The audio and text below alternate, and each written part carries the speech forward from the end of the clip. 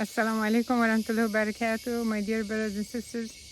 This is episode 21, Searching for the Light, I Found Allah. In the last few episodes, I was talking about my second husband and his behavior. Although he was a very good man, very kind man, very religious, Hafiz of the Quran and the 6 books of the Sunnah, he's like,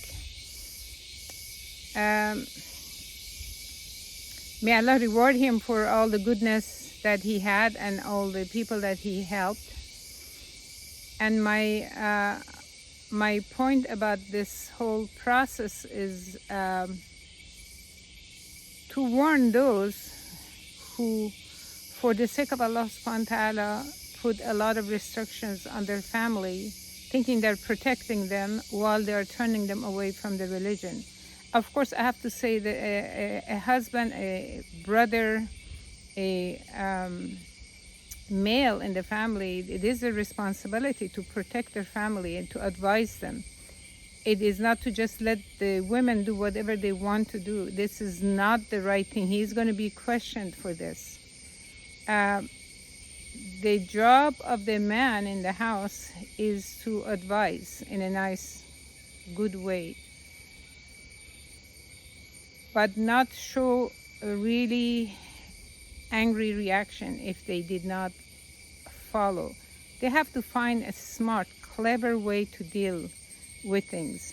Unfortunately, my second husband, although was a good man, he did not have maybe the capability of proper communication. His proper communication is when he was upset, he would start talking to everybody. This was very, very torture. Even that would go for days. This is not the way. This is not the way. And I mean, I'm talking about it this time, this far. It has gone. It's gotten me to a point. I mean, I got divorced about a year 2000, 7.5 years of marriage. But I am so adamant against anyone having a forceful behavior and trying to present religion in such a way that is distasteful to those who they're responsible for. We have numerous hadith that Rasulullah said, do not turn people away from religion because of your strictness. Anyhow, this situation, as we can see, it really turned my children away from religion, brought me closer to the religion. Why? My practice of the religion did not depend on somebody's treatment of me. I had asked Allah for so many years to guide me and to bring me peace and to break me in pieces and put me back together again the way He wanted. So any hardship that I suffered through this marriage, I figured this was the answer to my dua. I asked and He's answering me and put a man in my life that's just absolutely breaking me into pieces. And as He was breaking me into pieces, I would not go into depression or anger or anything like that. It was just, I was in a spirit of thankfulness to Allah. I said, now there must be wisdom in this. I have to obey Him. Here, I'm a woman, businesswoman that was very strong. I was always a leader. Always people were under me, work under me. And now I've become a submissive wife, listening to my husband, whatever he's saying.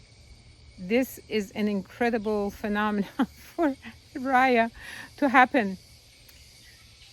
So for me, it was a growth stage, something that I wanted Allah subhanahu wa ta'ala to please with me. And a woman who disobeys her husband, unless he asks her to do something haram, if she disobeys her husband, she has disobeyed Allah. This I knew. Even though I was a beginner practitioner, I knew this. So for me, it was an incredible process. Very hard.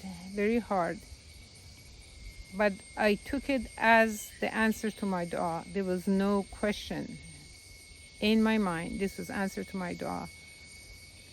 But my children really turned away from Islam. This is the time I needed them to be practicing more than any other time. They were teenagers. And I mean, he would show affection to my daughter when he would come to see us. And he would say a few words to my son, but he never engaged in doing any activities with them, invite them to do any activities with them. He would come and very soon he had to leave because somebody needed him, some organization, some communities needed him. He made no personal relationship with my children. All my children saw was the harshness of Islam. Mom cannot go anywhere. He was not putting restrictions on them at all. But mom could not go anywhere, could not see relatives, could not because the trip or somebody, a relative's husband or wife was not Muslim. It was like, for my children, this was, they said to me later that they said to themselves that if this is Islam, we want to have nothing to do with Islam. As I will explain later, my daughter turned atheist.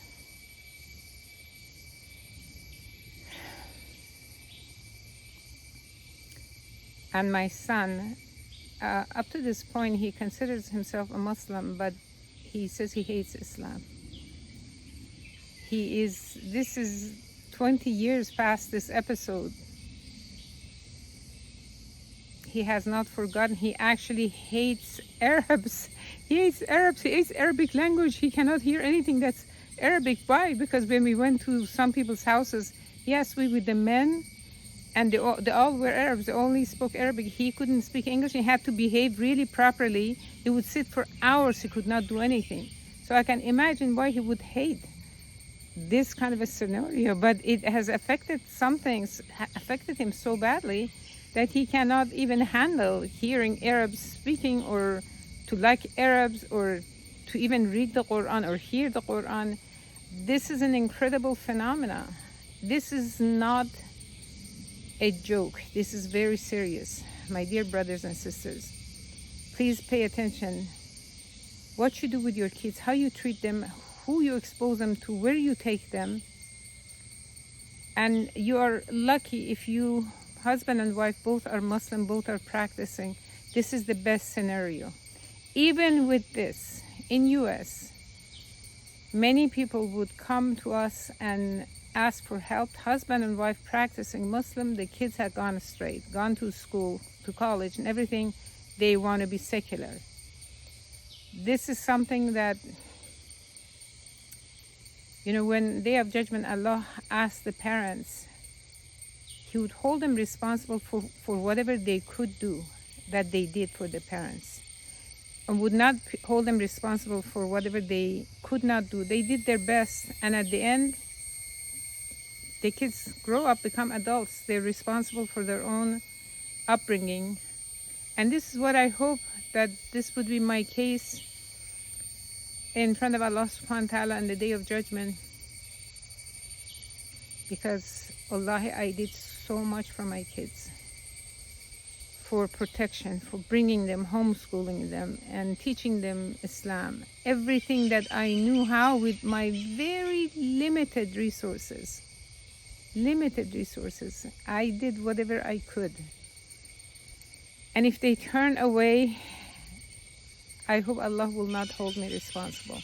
So in this episode, I'm just warning you, parents. Be careful how you treat you. Take it very seriously. Be careful how you treat your children, how you behave with them, your restrictions. Think about how you can make the religion so beautiful to them so that they love to be a Muslim. They're proud to be a Muslim. And if you live in the West and you're hearing this, may Allah help you. It's not easy. If you're living in a Muslim country, I have lived in Egypt for 7 years. I've lived in Malaysia for 8 years. I see similar things happening with the kids. In majority of the cases, the mother is not home. She's working. She's working to make a living for the parents, although for the kids, although a lot of times she doesn't really have to work. The kids don't have a mother. The mother isn't there. By the time she's there, The kids aren't there.